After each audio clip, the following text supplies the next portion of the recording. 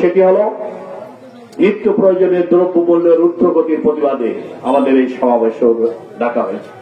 আরেকটি কারণ অব্যাহত সন্ত্রাস, চাঁদাবাজ, দখলবাজ, লুটেরা আজকে যারা বাসস্থান, বালুমহল, ঘের, বাড়ি, জায়গা, জমি হিন্দু ভাইদের উপর অত্যাচার নির্যাতন করছে, সেই সমস্ত কুচক্রী সন্ত্রাসী দুষ্কৃতিকারীদের বিরুদ্ধে রুখে দেওয়ার জন্য শান্তিপ্রিয় জনতা হাজার হাজার মানুষ রাজপথে নেমে এসেছে। তার প্রমাণ আজকে আপনারা দেখেছেন রামপাল সদরের আজকের এই চতুর্দিকে হাজার হাজার মানুষের মিছিল আর মিছিল। এই মিছিলের স্লোগান তারেক রহমান ভয় নাই, রাজপথ ছাড়ি নাই। খালেদা জিয়া ভয় নাই, রাজপথ ছাড়ি নাই। সন্ত্রাসীদের আস্তরা জ্বালিয়ে দাও, পুড়িয়ে দাও। এক শ্রেণী মানুষ দলকে ব্যবহার করে প্রশাসনকে, বিশেষ করে আমি অনুরোধ করবো এই থানার ওসি সাহেব সহ তার সমস্ত পুলিশ কর্মকর্তাদেরকে, আমি বারবার তাদেরকে বলেছি, একের পর এক সন্ত্রাসী হত্যাকাণ্ড, সন্ত্রাসী কর্মকাণ্ড হচ্ছে, চাঁদাবাজ হচ্ছে, দুষ্কৃতিকারীরা মারছে, জমি দখল করছে, হিন্দুদের দখল করছে, বাড়িঘর আগুন দিচ্ছে, লুটপাট করছে, চাঁদাবাজি করছে, বাস স্ট্যান্ড দখল করছে। এই সন্ত্রাসীরা সবাই তাদেরকে চেনে এরা কারা। পুলিশ সুপার বাজার চেষ্টা করছেন তৌহিদুল আরিফ, আমি বারবার তার সাথে কথা বলেছি, তিনি additional SP police ASP circle Tushar সাহেবকে দায়িত্ব দিয়েছেন, তিনি এখানে তদন্ত করে রিপোর্ট দিয়েছেন। সত্যতা প্রমাণ পেয়েছে কারা সন্ত্রাসী, কারা হিন্দুদের জায়গা দখল করছে, কারা ঘের দখল করছে, কারা জমি দখল করছে, কারা লুট করছে।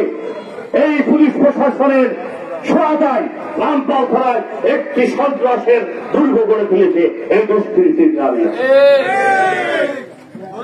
আজকে আমি এই ওসি সাহেবকে আমি বারবার বলেছি, আপনি যারা অন্যায় করছে আইন হাতে তুলে দিয়ে দুষ্কৃতিকারীরা, সন্ত্রাসীরা, অত্যাচারীরা, অস্ত্রধারীরা অত্যাচার নির্যাতন করছে, দখল করছে, লুট করছে, এরা চিহ্নিত গুটি কয়েক লোক, এদের বিরুদ্ধে আপনি ব্যবস্থা গ্রহণ করুন।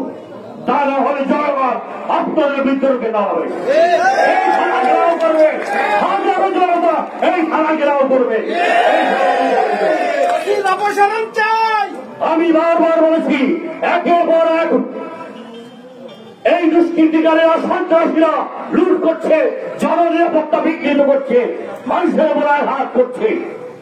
আজকে আমি দেখতে গেছি হাসপাতালে আমাদের ইব্রাহিমের পিতা, ৭৭ বয়স, নামাজ পড়ে বের হয়েছে, তাকে মাথায় আঘাত করে হাতড়ি দিয়ে হত্যার উদ্দেশ্যে তাকে হাসপাতালে ছিল ১৫ দিন, তার মামলা এখনো নেওয়া হয়নি।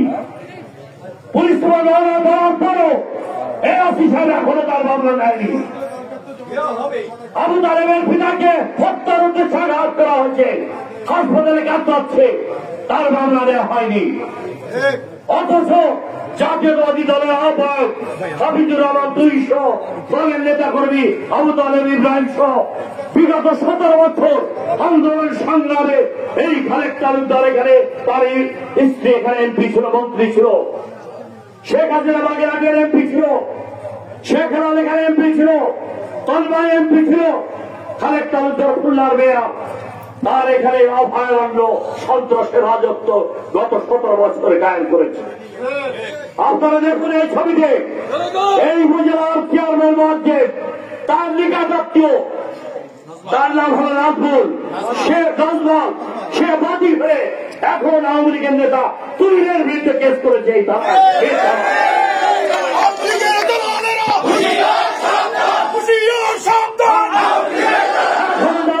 আওয়ামী লীগের নেতা কর্মী বিএনপির নেতার বিরুদ্ধে আওয়ামী বিরুদ্ধে কেস করা সাহস পায়, বিএনপির যে সমস্ত নেতাদের উপর ভর করে তাদের মুখোশ জাতির সামনে আপনারা উন্মোচন করে দিবেন। আপনারা গিয়েছেন আজকের এই সমাবেশের মধ্য দিয়ে গণন বিরোধী স্লোগান তুলেছেন, সন্ত্রাসী রাজপালা চালিয়ে দাও, ঘুরিয়ে দাও। হিন্দু বৌদ্ধ খ্রিস্টান যারা নিরাপদ মানুষ তাদের উপর অত্যাচার নির্যাতন করছে এই সন্ত্রাসী। এদের কোনো দল নাই, এরা লোকেরা, এরা সুবিধাবাদী, এরা অত্যাচারী খুনি। এদের বিরুদ্ধে সাধারণ জনতা রুখে দাঁড়িয়েছে রাজপথে। আপনারা প্রতিবাদ করে তুলেছেন। হাজারো জনতা রামপালে সদরে হাজার হাজার জনতা মিছিলে মিছিলে মুখরিত হয়েছে। এই দুষ্কৃতিকারী, এই অত্যাচারী, এই লুটেরা, এই অস্ত্রধারী, এই মাদক সেবনকারী, মাদক ব্যবসার সাথে জড়িত এই সন্ত্রাসের জনপদ তৈরি করেছে এই রামপালে। আওয়ামী লীগের সেই ধারাবাহিকতা যারা ধরে রাখতে চাচ্ছে তাদের বিরুদ্ধে শান্তিপ্রিয় জনতা আজকে রাজপথে রুখে দাঁড়িয়েছে। আপনাদের রাজপথে সামাজিক রাজনৈতিক প্রতিরোধ করে তুলতে হবে। আপনাদেরকে রাজপথে জনতার প্রতিবাদ করে তুলতে হবে। এই সন্ত্রাসীদের বিরুদ্ধে শান্তিপূর্ণ জনতা ঐক্যবদ্ধ হয়ে সামাজিক রাজনৈতিক প্রতিরোধ গড়ে তুলে এদেরকে আইনের হাতে তুলে দিয়ে বিচারের মুখোমুখি করতে হবে। আর যদি এটা করতে ব্যর্থ হয় এই থানার ওসি সহ পুলিশের নেতৃবৃন্দরা, কর্মকর্তারা এই থানা ঘেরাও করা হবে। লক্ষ জনতা এই থানা ঘেরাও করবে। এই সন্ত্রাসীদের লালন করে জনতার বিরুদ্ধে অবস্থান দেবেন না। আমি আপনাদেরকে অনুরোধ করব, আমি বারবার বলেছি ওসি সাহেবকে, যারা অন্যায় করছে, দুর্নীতি করছে, লুট করছে, আইন হাতে তুলে নিয়ে মানুষের জননিরাপত্তা বিঘ্নিত করছে, মানুষের উপর আঘাত করছে, শান্তির মানুষের উপর, তাদের বিরুদ্ধে আপনি ব্যবস্থা নেই। আমি শুনেছি একটু আগে এখানে বক্তব্য রেখেছেন কোন কোন নেতা ভাইরা থানায় পাহারা দেয় 24 ঘন্টা। থানায় পুলিশের সাথে বসে তারা কি করে? থানায় পুলিশের সাথে বসে অত্যাচার নির্যাতন করে পুলিশের সাথে বসে থাকে। আসবে প্রত্যেকটি ঘটনার একটি ঘটনার বিচার হয়নি, আইনের আওতায় আনা যায়নি।